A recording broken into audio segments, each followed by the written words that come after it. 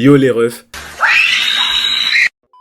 c'est votre gars Hervé de la Hervé Squad et aujourd'hui, l'heure est grave parce que je vais traiter un sujet que vous m'avez beaucoup demandé.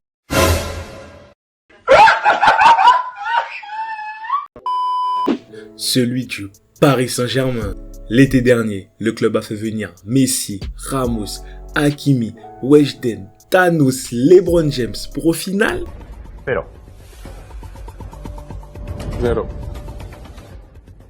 Cero. Ninguno. Je rigole les frérots parisiens, quittez pas la vidéo. Alors aujourd'hui, dans le mercato parfait de Paris, on va révolutionner le PSG. Après, si vous gagnez pas la Ligue des Champions, c'est le marabout d'Yaya Touré, c'est pas de ma faute. Premièrement, je vais vous expliquer ce qu'on va faire des joueurs indésirables et par la suite, on va acheter des joueurs dont le PSG a besoin. Assez discuté, c'est parti pour le mercato parfait du Paris Saint-Germain.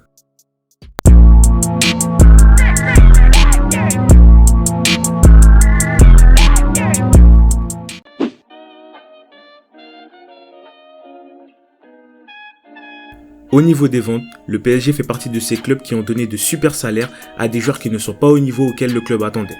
Donc effectuer des ventes est assez compliqué, mais certains joueurs indésirables qui vous sont présentés ont plus d'intérêt que d'autres de partir. Thilo Kehrer. Le joueur est sous contrat avec le PSG jusqu'en 2023 et cette année il a été correct dans les matchs auxquels il a pris part. Mais comme je contreforçais la défense, lui et son compère Abdou Diallo sont priés de trouver une porte de sortie. L'intérêt qu'ils ont de trouver un nouveau point de chute est déjà premièrement leur âge, ce sont des joueurs assez jeunes et rester sur le banc au PSG leur serait peut-être préjudiciable. Surtout pour deux joueurs qui sont internationaux et jouent dans leurs sélections respectives. Ça fait quelques années maintenant que Dagba est dans le circuit et à part son match aller face au Bayern, il a très peu de références et de temps de jeu dans l'effectif parisien. Et rester sur le banc une saison de plus ne fera que baisser sa cote sur le marché. Donc à sa place, quitter le PSG et trouver du temps de jeu ailleurs est une solution idéale. Danilo Pereira. Honnêtement, sur la mauvaise saison de Paris, Danilo Pereira a été plutôt correct. Néanmoins, techniquement, le niveau de ce dernier n'est pas suffisant pour rester dans cet effectif. Le joueur est international portugais et à l'image de Diallo et Kehrer, rester sur le banc une saison entière quand tu sais que le Portugal a des jeunes talents qui poussent n'est pas vraiment à son avantage. Gana Gueye fait partie de ceux pour lesquels j'ai le plus hésité. Il a quelques références quand même dans cet effectif et a prouvé à certains moments qu'il pouvait être convaincant. Néanmoins, le joueur sort d'une mauvaise saison et comme pour les autres, il a un statut en sélection et ne plus jouer pourrait peut-être l'affecter. Et il y a les invendables. Je ne vais pas m'étaler longtemps sur le cas de ces joueurs car ils devraient partir, mais dans tous les cas, ils ne voudront pas. Bonjour à vous, je vais me resservir un cocktail. Salut. Kurzawa, le football n'est vraiment plus une priorité pour le joueur et en plus il a un bon petit salaire, il ne partira pas. Paredes, pareil, gros contrat, il lui reste un an et en plus il a l'appui des Sud-Américains, il bougera pas. Wijnaldum, il est blindé et comme d'habitude, on va avoir le discours du j'ai pas été bon la première saison mais je vais vous montrer ce que je vaux. Il ne bougera pas. Herrera, pareil, gros salaire, 32 ans, il va pas bouger. Draxler, comme pour Kurzawa, le football n'est plus une priorité. Icardi, je vais même pas en parler. Neymar, en soi, lui tu peux le garder, il a du talent, mais trop de blessures donc très peu fiable. Et de toute façon, à mon sens, il est invendable, car personne ne peut lui donner le salaire qu'il a actuellement au PSG, et en plus il s'est un peu acclimaté à la ville, donc il ne bougera pas.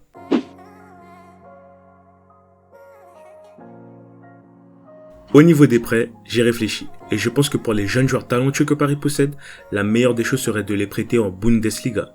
Je m'explique. Les prêter en Allemagne, dans un championnat ouvert où ils pourraient prendre de la confiance et du temps de jeu, ne pourrait être qu'utile à Paris. Un peu à l'image de Nkunku et Diaby qui ont évolué de manière supersonique jusqu'à en devenir internationaux. Tu peux également les vendre là-bas, mais ajouter une clause de priorité sur la revente. C'est-à-dire que le club à qui tu l'as cédé est dans l'obligation de te tenir au courant en cas de transfert, ce qui permet d'avoir une priorité sur la vente. Un peu comme ce que le Real a déjà fait avec Hakimi ou d'autres joueurs. Avant qu'on attaque les transferts, si t'es encore là et que tu passes un bon moment, n'oublie pas de lâcher un énorme like. Et de t'abonner, ça permet à la Hervé Squad de s'agrandir et peut-être que j'aurai la quicheta gazo. Merci aux clients fidèles. Allez, c'est reparti.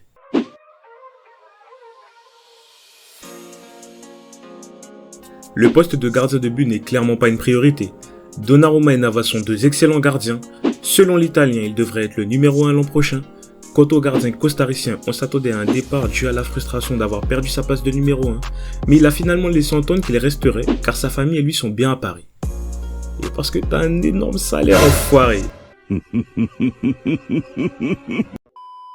En tout cas, rien à signaler, on passe. La défense centrale du PSG est en apparence très qualitative.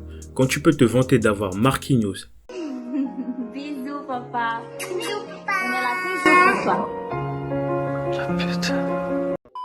Kimpembe, Kipende.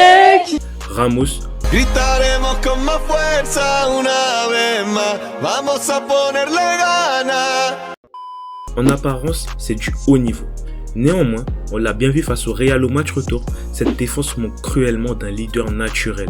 Attention, je sais que Marquinhos est le capitaine de l'équipe et je ne remets pas son statut en question.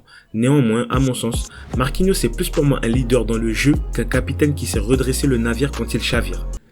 T'as vu la rime? Félicitations, PD. Si en plus tu rajoutes Kimpembe, qui est très bon, mais qui peut avoir des trous d'air dans une saison, au final, tu n'as pas une défense si rassurante que ça. Bien que tu aies ramené un leader naturel comme Ramos, mais s'il ne peut pas jouer à cause des blessures, comme cette saison, au final, tu te retrouves avec le même problème. C'est pour ça que le premier joueur que je vais chercher est Mathys De Ligt. Pour moi, De Ligt est tout ce dont le PSG a besoin. Un jeune joueur qui sait donner de la voix quand il faut et qui dégage une assurance sur le terrain. On l'a bien vu lors de l'épopée de l'Ajax en Ligue des Champions, De Ligt est un capitaine remarquable et pourtant il n'a que 22 ans. À mon sens, il pourrait venir dans cette défense du PSG et s'installer en tant que pilier et récupérer le brassard par la suite. Il est sous contrat jusqu'en 2024 avec la Juve, mais si le PSG vient avec une belle offre, ça m'étonnerait que les Juventini bloquent le joueur. Donc comme vous l'avez compris, ça sera un bienvenu Mathys De Ligt. Au poste de latéral droit, avec le départ de Dagba, il va forcément falloir recruter. Et c'est pour cela que le joueur que j'ai choisi pour concurrencer Hakimi est Nordi Mukiele. Le jeune joueur français né à Montreuil a fait savoir aux dirigeants de Leipzig qu'il souhaitait s'en aller cet été. Une requête approuvée car il ne lui reste plus qu'1 an de contrat. À mon sens, le joueur collerait parfaitement à ce que veut instaurer le PSG. C'est-à-dire un jeune joueur qui a du potentiel, qui a l'écro et en plus il vient de Paris. Donc pour la marque PSG, c'est parfait. Pour parler un peu des qualités sportives, Mukiele est un joueur très intéressant, car déjà quand il jouait à Montpellier, je trouvais qu'il avait des qualités défensives très élevées. Mais en plus, grâce au jeu très offensif pratiqué en Allemagne, il a pu parfaire ce registre. Donc à mon sens, il est assez complet, avec évidemment une marge de progression. Mais pour 15 millions d'euros, ça devrait être une superbe affaire. Ça sera donc un bienvenu Nordi Mukiele. Le côté gauche de la défense parisienne est à mon sens bien garni. Avec la signature de la pépite Nuno Mendes qui a fait une super première année, c'est inutile de recruter à ce poste. Qui plus est, tu as encore Juan Bernat au second choix qui est revenu de blessure cette saison et qui pourrait retrouver ses qualités cette année avec une vraie préparation. Et frérot, si t'es encore là, abonne-toi. Lâche un like frérot, c'est gratuit. Fais pas le crevard. Ouais, ajoutez-moi par pitié. Ouais, je force là un peu. Allez, on continue. Le milieu de terrain du PSG est pour moi le secteur le plus faible de l'effectif, car à mon sens, Marco Verratti est le seul joueur de classe mondiale à ce poste. Les autres sont bons, sans plus, c'est pour ça que le chantier est prioritaire. Le fameux numéro 6. On sait que le PSG recherche une sentinelle depuis très longtemps, et après plusieurs essais, ce mythe du fameux numéro 6 a même été quelque peu abandonné. Mais moi je le remets sur la table, car j'en ai un pour vous. Frenkie De Jong. Le joueur sort d'une saison moyenne du côté du club catalan et plusieurs rumeurs nous laissent penser qu'un départ pourrait être envisageable. Le joueur ne semble pas forcément emballé par un départ, mais s'il devait s'en aller, ça serait pour un club qui joue la Ligue des Champions. Donc United, vous pouvez abandonner. Ah, c'est pas moi là. En soi, De Jong ces dernières années a plutôt joué relayeur, mais il a fait comprendre à plusieurs reprises qu'il préférait jouer devant la défense. Le Barça est dans une situation économique difficile et à aucun moment les dirigeants barcelonais ont déclaré le néerlandais intransférable. Surtout qu'ils ont des jeunes pépites également à ce poste. Donc forcément, je fonce sur Frenkie De Jong, car c'est un joueur qui a un potentiel de fou. On a bien vu l'énorme saison qu'il avait effectuée avant le départ de Messi.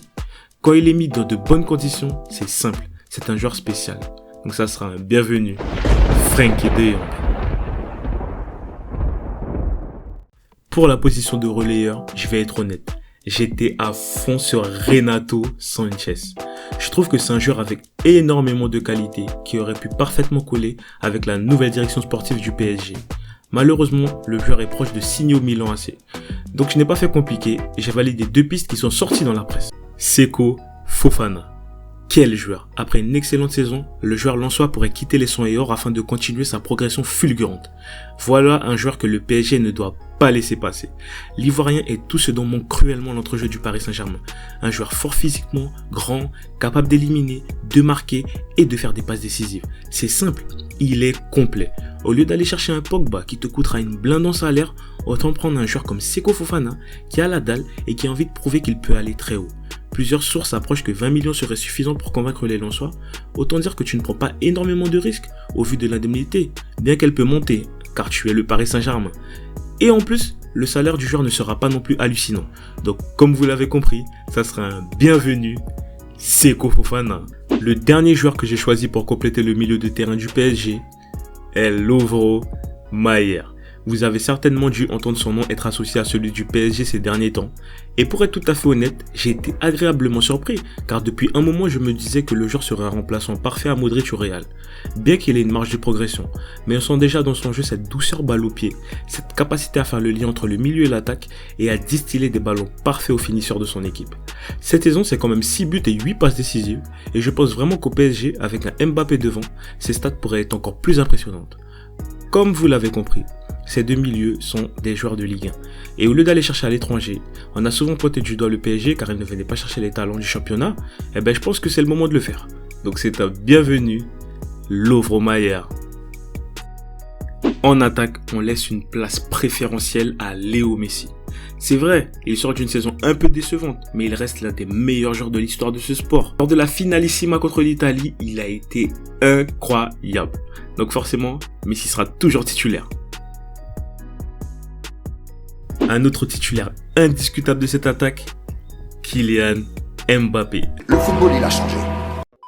C'est simple, le joueur est dans la forme de sa vie, il peut jouer à gauche, en numéro 9, à droite, et à mon avis, en remplacement, le PSG pourrait récupérer Kalumendo de Lens et peut-être l'intégrer dans une rotation. Donc pour le poste de numéro 9, Kylian Mbappé et Kalumendo, ça devrait faire l'affaire. Pour compléter cette attaque, Neymar est toujours présent, mais au vu de sa baisse de niveau et de ses problèmes physiques, le PSG se doit d'aller chercher un ailier pour concurrencer le Brésilien. Je ne vais pas faire de suspense plus longtemps, le joueur idéal est Sadio Mané. Je vais être honnête avec vous, en termes d'ailier gauche disponible sur le marché, tu peux difficilement faire mieux. Sadio Mané incarne le professionnalisme, la discipline et le respect de l'institution que recherche tant le PSG. Le joueur, après plusieurs années passées en Angleterre et énormément de trophées remportés avec Liverpool, a décidé de se lancer un nouveau défi. Je sais que le Bayern est proche de le signer, mais une affaire comme celle de Mané qui devrait tourner autour de 50 millions d'euros, tu n'as pas le droit de ne pas te positionner. Il peut jouer sur tous les fronts de l'attaque, il marque et sait faire marquer. Il comprend le jeu et pour finir, je dirais qu'il est également un bon vivant. Donc, pour moi, ça sera un bienvenu Sadio Mané. Attention, attention, attention. Si le PSG n'est pas dans les capacités d'attirer le Sénégalais et qu'il préfère aller jouer au Bayern, j'ai une alternative. Et elle est plutôt familière au club. Christopher Nkunku. Nkunku, après une saison tonitruante à Leipzig, où il a réussi l'exploit de terminer joueur de la saison devant Lewandowski, a montré qu'il pouvait aller très haut. Un peu comme Mané, il peut jouer sur tous les fronts en attaque, et je pense qu'il pourrait avoir une superbe entente avec le nouveau directeur sportif du club, Kylian Mbappé. Le football, il a changé. L'opération sera onéreuse, mais le joueur collera parfaitement avec les nouvelles idées du club. Et en cas de non-disponibilité de Sadio Mané, pourquoi pas Christopher? Et ouais la squad, c'est la fin du mercato parfait du PSG, il y a eu pas mal de recrues. Mais on est au PSG, il y a de la grosse moumou. Et pour ceux qui vont critiquer, je suis pas bête, je sais que le PSG peut pas acheter tous ses joueurs en un mercato. Mais c'est un mercato idéal, donc forcément on se fait plaisir. Et si t'as passé un beau moment, oublie pas le petit like, l'abonnement qui fait plaisir. Et à la rentrée, j'arrive avec de nouveaux concepts sur la chaîne, donc reste très connecté. Allez la squad, peace. Salut mon pote.